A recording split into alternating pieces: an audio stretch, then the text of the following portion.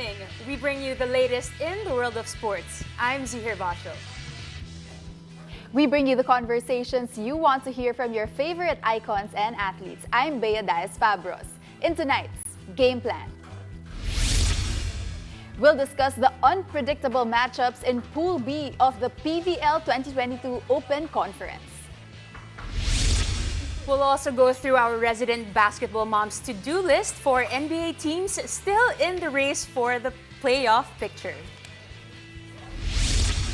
And we'll celebrate National Women's Month as we give our declarations for our Pinay athletes. Buckle up, sports fans. Let's in the game.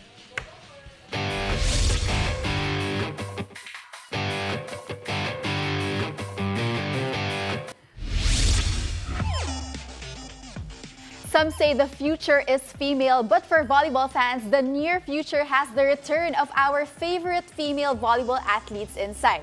The Premier Volleyball League is set to serve the heart of volleyball in 12 days. Kicking things off is the 2022 Open Conference featuring 9 of the best teams. That's less than 2 weeks to go, Z. It's already in March 16. That's right, and I just can't contain my excitement, Bea. And of course, to help discuss the unpredictable matchups we can expect from the upcoming PVL 2022 Open Conference Pool B this time, the doctor is definitely in. Let's welcome back our one and only Doc Volleyball, Doc AJ Pareja. AJ, I missed you, we missed you, Hi, Doc and AJ. welcome back. Yes, thank you. Thank you so much for having me. It's good to be live in Yes, the studio. yes. This is my first time again after Correct. for so long. That's right. So ano ba yung inaabangan natin dito sa PVL? Can we start off with the format, AJ? What are we up against? So we're divided the teams into two pools. So Pool A, Pool B. Pool A was already discussed previously, if I'm not mistaken. It's the Yes. pool of death, basically. Yes. And but we have 2 pools, and only the top 4 per pool will qualify into the quarterfinals after one round of round robin. Then from the quarterfinals, there will also be category already or qualifications, and Yes.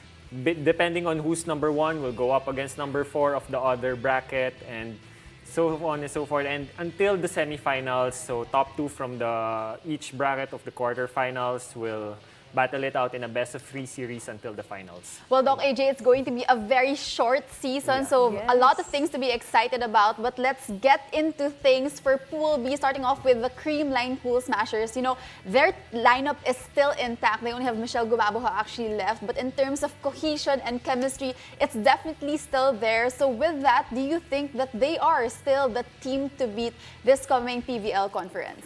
Well, definitely. Actually, I'm going as far as to say that it's gonna be criminal for Creamline if they don't get the number 1 spot wow. in Pool B. Because Okay. out of all the teams in Pool B, they have the strongest lineup, if I may, individually. And May they- magagalit si Z. Magagalit siya. Sa pool B naman. she's from a different pool, so Hindi ako makahurt. So, okay lang. but yeah, they have the stronger individual lineup, but they've been a solid unit for a lot of conferences already. Correct. So it's gonna be a mortal sin for them if they don't get the number 1 spot in this pool. But the other teams are no pushovers actually. That's right, and especially parang sila yung parang vengeance kumbaga in this conference kasi last year they finished silver, and for Exactly. sure they're in it to win it this conference. So second up, ang Petrogas naman, you mentioned medyo maliit tayo sa gitna, sa middle blockers. How important is it to have a tall net defense? Well, since I'm in the middle, I'm more biased Speaking towards from experience. yeah, Petrogas, I see a lot of returning players to the team. No? Siguro, special mention muna si Cruz, who is Yes. the former libero and back. And she's really an X factor for Petrogas even before Right. in previous leagues. But yeah, jam-packed yung roster ng Petrogas, but more of in the wings. Yung mga players nila, yung mga addition. So I'm quite worried about the middles because we don't have someone who is talagang very prominent as a middle in terms of blocking. Like, should say if there's one such as Majoy Baron or Maddie Madayag who's really known for blocking Right.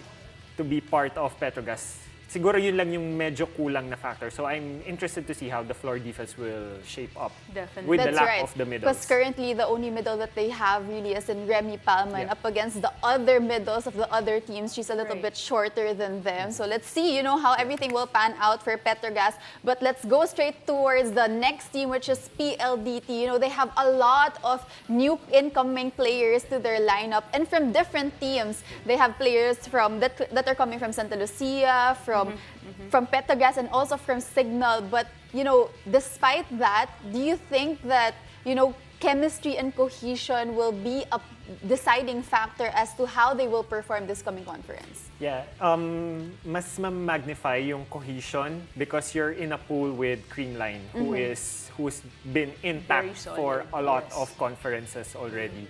So PLDT has a good lineup, especially for middle. There's Nika Reyes and Del Palomata there, and they have the size and the threatening factor in the middle. And but yun nga, because it's still a hodgepodge of players from different teams arranged in such a short notice, let's see how the cohesion or the chemistry will be in their favor or against their favor. That's right. A lot of teams talaga, parang nag-mix up sila, ang daming lumipat, pero madami pa rin nagstay. How is it important yung chemistry na yan? At sa tingin mo, paano yan nabibuild over time, AJ? Building chemistry over time, from the word itself, it takes time. Okay. And a lot of reps. Yes, okay. Like indoor or beach volleyball, time is always a factor when building chemistry. You can't just expect that two good players who are stellar in their individual careers, pagsamahin mo, doesn't work like that all the time, especially, alam mo naman, sa beach, di ba? So, yeah, so it takes time. And if PLDT gets this unit solid for more conferences, then I think they would be an X factor in the league. But I guess given that almost all the teams except for Creamline, of course, the fact that they did make a mix-up of almost all their lineups, I guess that puts an even place for all of them, given that all of us have a short amount of time to prepare Yes. for the PVL conference. But for the last team, Z, what do we have? Yes, for Balipure, still a dark horse. Do you think Alina Bicar will be the glue, the very important factor for this team? Yeah, Balipure, nagpakilala sila in the previous conference by being the giant slayer. Grabe yung upsets nila. all the upsets, especially with yung pinaka-memorable is Cherry Tigo, di ba? correct. But in all those games talaga, it's Alina Bicar who's the X factor. Because Yes. if you're gonna be objective about it, the roster of Balipure, hindi siya as star-studded as other teams. Yes. But Bicar was able to utilize all of the players to their advantage in those big upsets in those previous conferences. It's just that Creamline is dodged the bullet.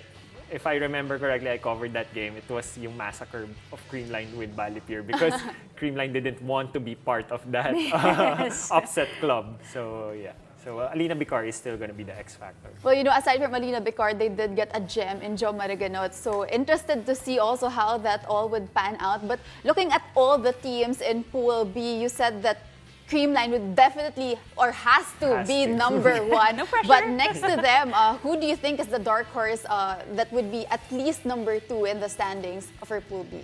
I think it's going to be Petrogas because at least half of the players of Petrogas nagkasama na before. Yeah. So there's correct. some kind of chemistry already going there. But yun nga, magiging crucial yung performance of the middles for Petrogas if they want to at least push Creamline out of the top spot also. All right, thank you, AJ, for giving us your insights. And again, so glad to see you back in the studio. Thank you, Doc AJ. Thank you so much. All right, and after the break,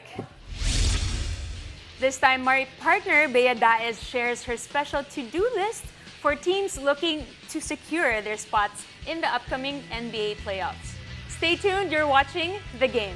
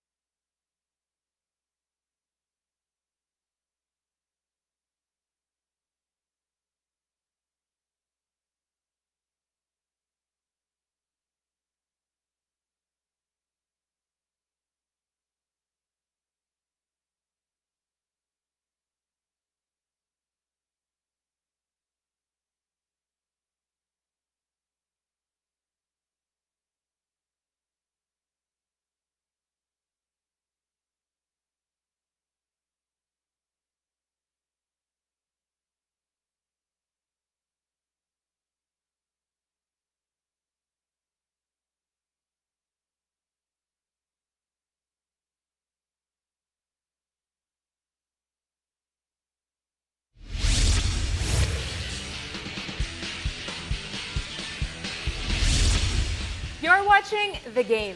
The NBA playoffs are fast approaching, and while some teams are looking to cement their seedings, others are still in a race to secure a spot in the postseason. To help us talk about some of the biggest storylines in the league, our resident NBA Philippine All-Star analyst and my partner tonight, Bea Daez, will be taking us through her signature segment called the Basketball Mom's To-Do List. This time, the NBA Playoffs edition.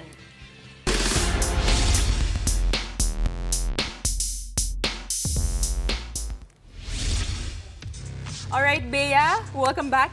Our resident mom. Analyst naman ako ngayon. Okay. All right, how exciting is it these next few weeks para sa ating NBA teams? You know, it's definitely going to be so exciting for the NBA because, you know, everything is just unpredictable as we approach the playoffs with less than 2 months to go. I mean, for the East, first of all, the top 5 teams, they're only separated by less than 4 games. The seeds for the East in the standings, it's not set in stone yet. And then you go to the West, I mean, the Suns, the question is, will they be able to retain that number 1 spot? And then you go down low to the Lakers, the most talked about team. Will they make it into the playoffs or not? So, you know, so many headlines, so many angles that you can look at as we approach the playoff season. So things are gonna get very exciting. Very exciting indeed. So let's get to it. First on your list, the Laker fans, ano ba talaga ang inaabangan sa ating Laker team? They must turn things around being the 9th seed in the West? That's right. You know, given that there was just so much hype as they entered into this season to be a championship team, given that they got Westbrook and then they also got Anthony Davis. And then now the question is, are they gonna make it into the playoffs? So it's like from 100 to 0. So, you know, that's really crazy given the fact that there's just really so much hype. And they're 9th in the standings. They'll have to play in the play-in tournament. And, you know, when you look at their upcoming games, things aren't looking so bright for them because they'll actually be going up against the top 2 seeded teams in the West. We have the Suns and the Warriors 2 times.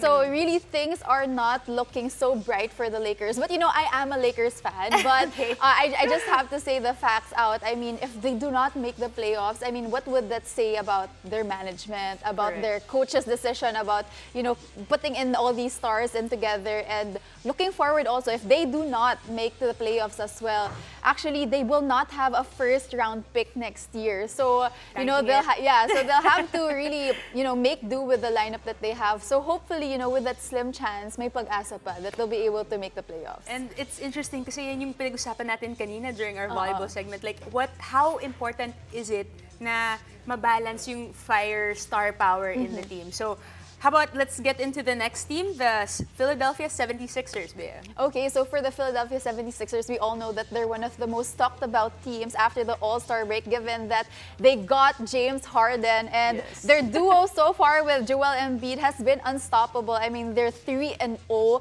and, you know, James Harden's just making them look like an even better team than they already are. I mean, they're currently 3rd in the standings, but then James Harden, he's averaging more assists now, 12 compared to 10 when he was back in the Brooklyn Nets. Joel Embiid doesn't have as many touches anymore offensively in terms of the load, so I guess that's a little pressure off him.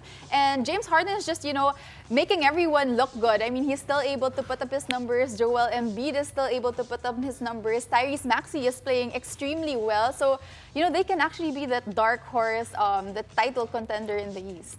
Definitely. So, yun nga nabanggit mo. 3rd in the conference.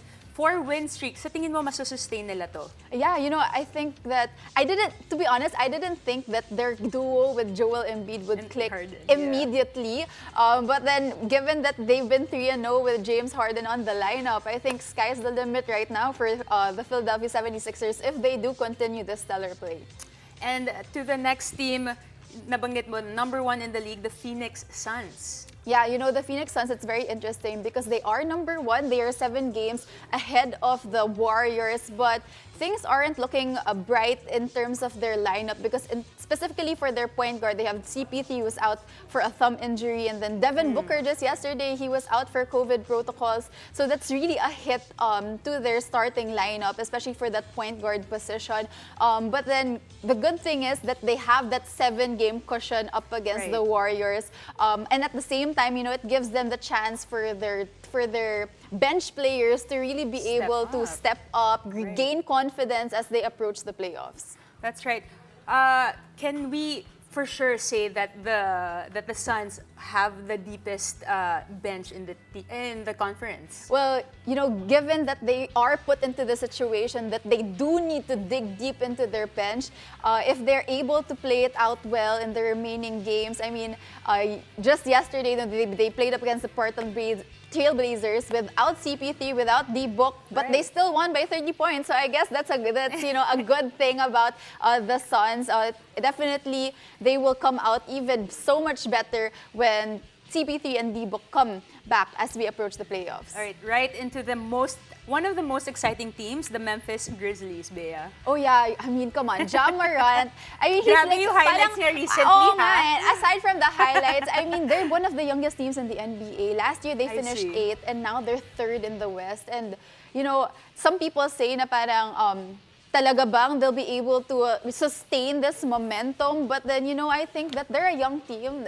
That wouldn't be an issue for them. I mean, they've earned it. They've shown to everyone why they are a team to beat in the West. And it is because of Ja Morant leading the way for the Memphis Grizzlies. Do you think they will eventually lose steam in this conference? Or masusustain ba nila Oo yan? nga, sabi ko ni Jello kagabi that they will Okay. lose team, but I have to disagree with him. I mean, yun nga, they're a young team. They have nothing to lose. They have such a bright future ahead. Everyone is saying that they will have their time eventually, but why not now? I mean, they're showing it now as we approach the playoffs, and if they're able to maintain this, I'm really excited what's in store for the Memphis Grizzlies. Ayan, Jello, you Oo heard it nga here eh. from Bea on the record.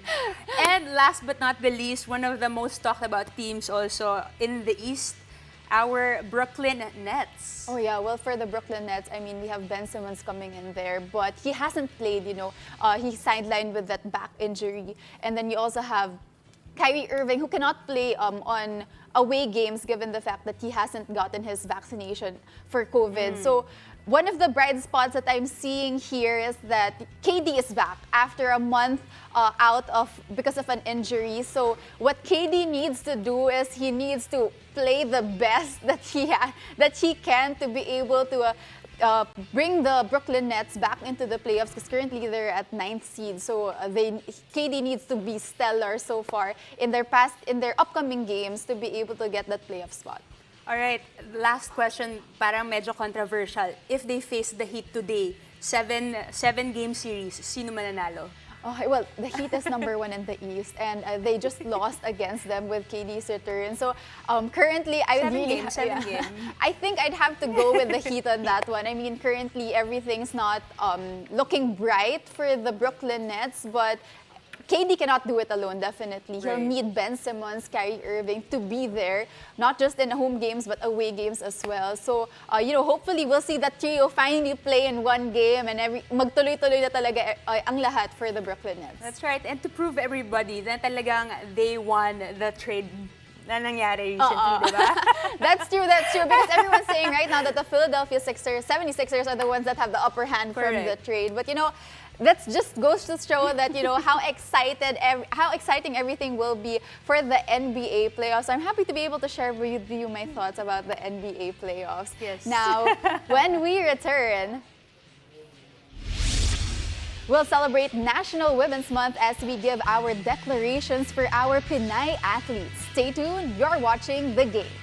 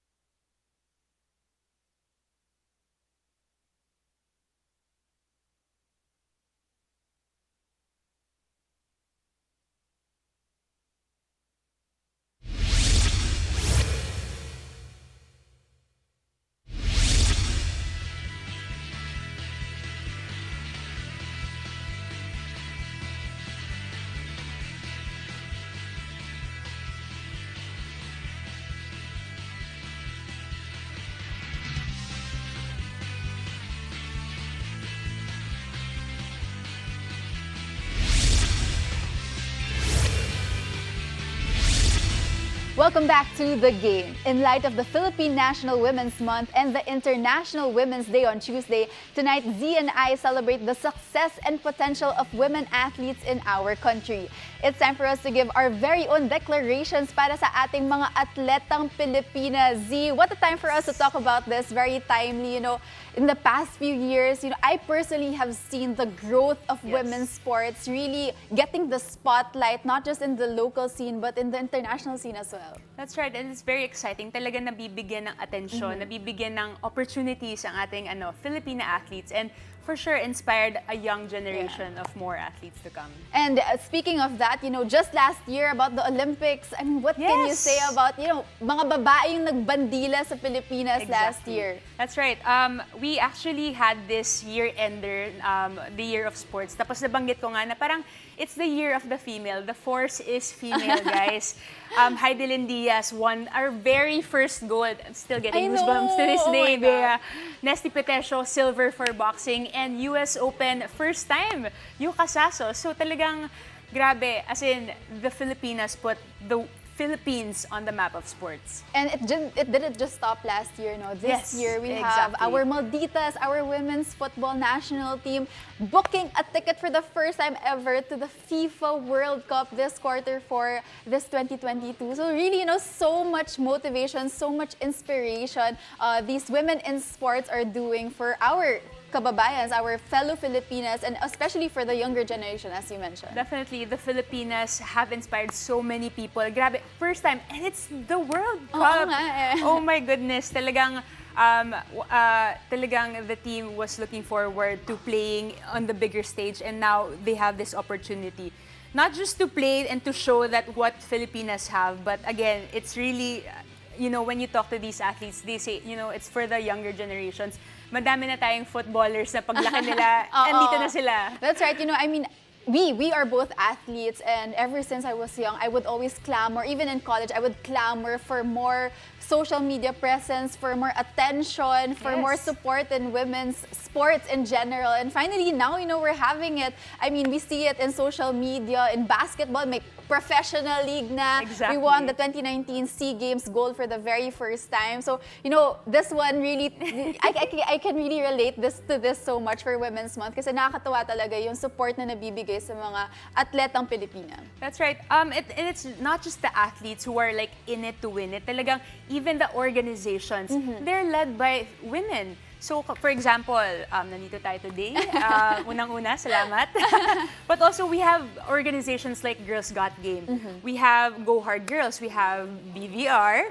We have Spike and Serve Philippines. We have NSA is also being led by women. We have the Rugby Football Union. We have Beach Handball. So, talagang parang parami na ng parami na invested sa women's sports. Dagdag ko na din yung basketball dyan, no? SVP, Women in Basketball. That's right. They have this program that's really spearheading women in sports, women in basketball in particular. So, it's great to see it's not just one-dimensional, not just one sport. Exactly. One sport, rather. They're going around, and it's great. It's just great to see that, we have this talent, and we are excelling, and we are now put in a pedestal because we are, showing that we can really prove to perform not just in the local scene but on the international scene. That's right, Bay.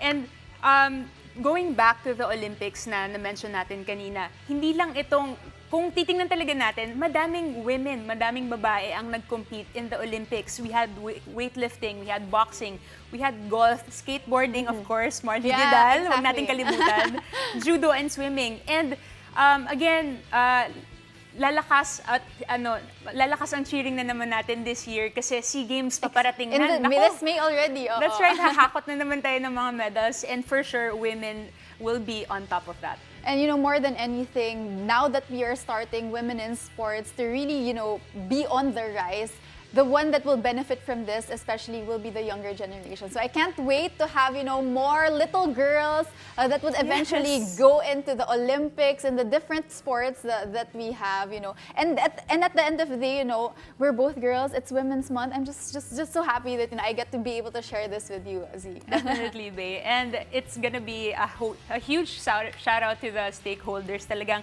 the NSAs, the schools, the organizations, our sponsors to definitely invest in women's sports. Talagang, this is the perfect time. Yes. We really had to say that because, without their support, we wouldn't be where we are today. So, yeah, happy Women's Month, Z. Yes, happy Women's Month, Bea, and happy Women's Month to everybody. That's right. So, everyone, thank you for joining us. I'm Bea Daez-Fabros. Catch us weeknights here on One News, One Sports, and One Sports Plus. I'm Z Gervacio, and this has been The Game.